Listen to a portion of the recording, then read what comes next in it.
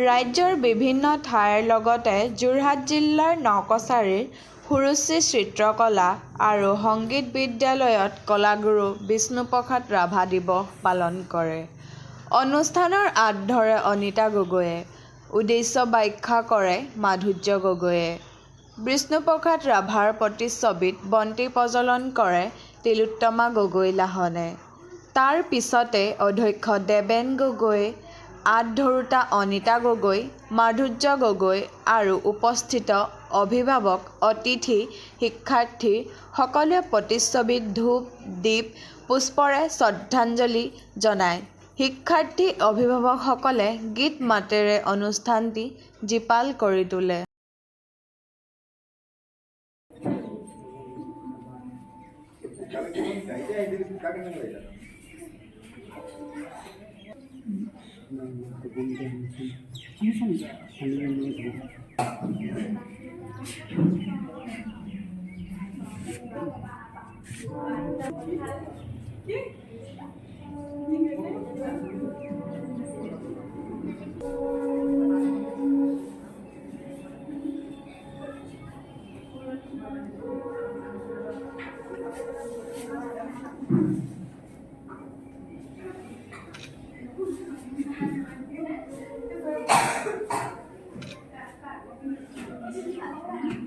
শৰীৰৰ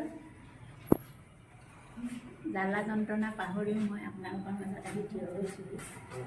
আপোনালোকে যি মোক গধুৰ দায়িত্ব অৰ্পণ কৰিছে তাৰ বাবে আপোনালোকৰ ওচৰত মই চিৰকৃতজ্ঞ। আৰু এই মহান ব্যক্তিজনৰ শ্ৰদ্ধাঞ্জলি জনাবলৈ পাই মই নিজকে ধন্য। নমস্কাৰ।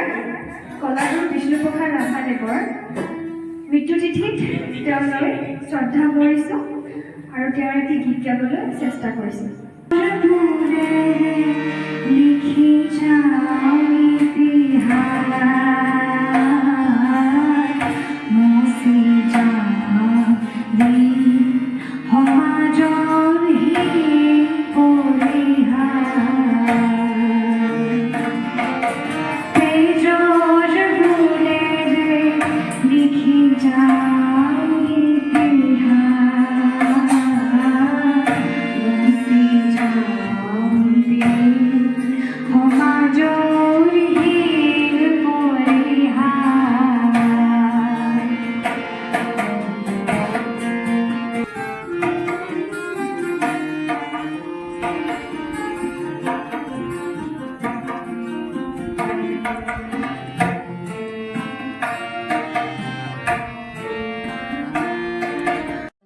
সুৰুচি সংগীত মহাবিদ্যালয়ৰ তৰফৰ পৰা সকলোলৈকে আমি শুভেচ্ছা জ্ঞাপন কৰিছোঁ আৰু পবিত্ৰ বিষ্ণু ৰাভা দিৱসৰ শুভেচ্ছা জ্ঞাপন কৰিছোঁ।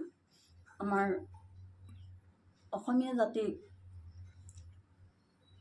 এক সাংস্কৃতিক পৰিক্ৰমাত নতুন মাত্ৰা দান কৰোঁতা কলাগুৰু বিষ্ণুপ্ৰসাদ ৰাভা, যাক আমি ঘনী শিল্পী বুলিও অভিহিত কৰিছোঁ, তেখেতৰ আজি স্মৃতি দিৱস।